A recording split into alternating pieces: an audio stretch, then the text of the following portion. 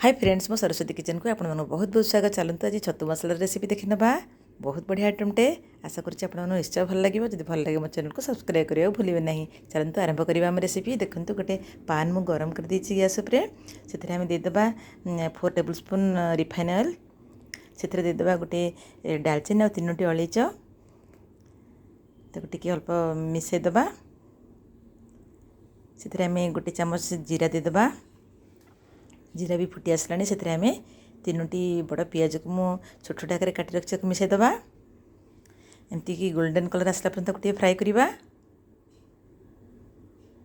बर्तमान से आम कि भृषंग पत्र देदेबा। तार फ्लेवर आउ तार टेस्ट बहुत बढ़िया भी आसो। देखो 4टी कंचा लंका भी काटी रखी से मिसईदेबा। देखो लो मीडियम फ्लेम ही फ्राए करवा। देखो धीरे धीरे तार कलर भी चेंज आसला। देखो बर्तमान से आम हाफ टेबल स्पून देदेबा हलदी गुंड, half table spoon red chilli powder, half table spoon देदेबा धनिया पाउडर, आ हाफ टेबल स्पून देदेबा जीरा पाउडर। ताक भी से मसला गुड़ा चलो भल भाव मिसईदेबा।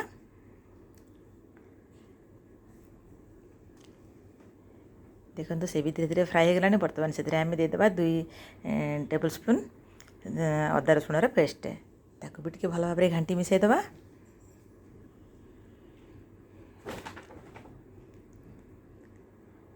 देखो बर्तमान से आम देदेबा गोटे बाउलटे टमाटो प्यूरी आ तार कंचापन गला पर्यंत ताको भल भाव फ्राए करवा। टी मीडियम फ्लेम रखा आम गैस को। देखो धीरे धीरे से फ्राए भी हो आसला। से आम तार टेस्ट पे सॉल्ट गोटे चामच देदेबा।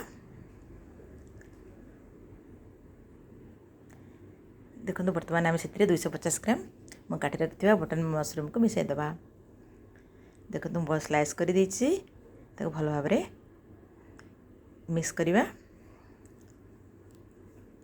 एमती आम उल्टाई पलटाई भल भाव फ्राए करवा। जमती मसला भी भल भाव फ्राए हो बहुत सुंदर भाव भितर सब मसला गुड़ाक ऑब्जर्व कर नब।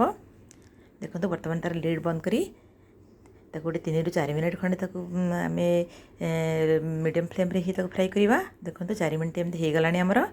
देखो सब तार पानी अंश गुड़ाक भी सुखीगला। एमती आम गोटे फ्राए करदे। एमती 2-3 मिनट खंडे एमती फ्राए करदे। देखो मसला भी पूरा ड्राई हो आसला। गोटे ग्लास से पानी से देदेबा। आम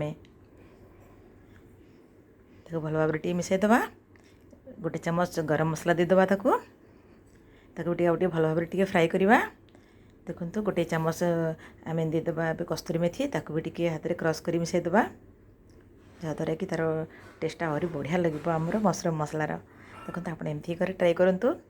बर्तमान लिड दे कवर कर बसईदेबा गोटे 7 ରୁ 8 मिनट खंडे। देखो एमती आम 8 मिनट हो गला। वाओ केते बढ़िया हो। देखो केते ड्राई भी हो जाइए। ग्रेवीटा बहुत माने तार मोटा आसी जाइए। बर्तमान किसी धनिया पत्र भी से आम ऐड करदे। ताक भल भाव मिसईदेबा। देखो आमर फाइनाली रेडी हो गलानी भी आमर मशरूम ग्रेवी। बर्तमान गैस को ऑफ करदे। चलतु गोटे सर्विंग बाउल रे सर्व करदे। देखले ना बहुत बढ़िया भाव आमर मशरूम ग्रेवी प्रस्तुत होती। आपण मैंने घरे प्रस्तुत करूँ। अपन फैमिली समस्त कर खुआतु। केमती लगे मोर चैनल को सब्सक्राइब करूँ, शेयर भी करूँ, लाइक भी करूँ, कमेंट्स भी दिंतु। मो पुणी मोर नेक्स्ट रेसिपी नहीं आसी से पर्यटन आप मशरूम एंजॉय करूँ। रोची धन्यवाद, नमस्कार।